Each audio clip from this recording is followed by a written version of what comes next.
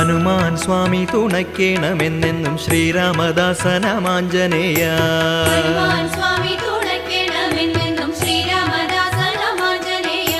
ശക്തിയിലങ്ങയ്ക്കു തുല്യം പ്രപഞ്ചത്തിലാരുമേയില്ലാത്ത സ്വാമിയാരേ.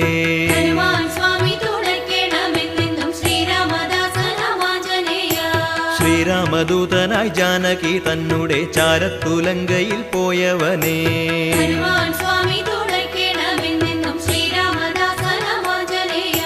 കുത്തുങ്ക കല്ലോല ജാലങ്ങളാക്കുന്നൊരഭിയെ ചാടിക്കടന്നവനേ.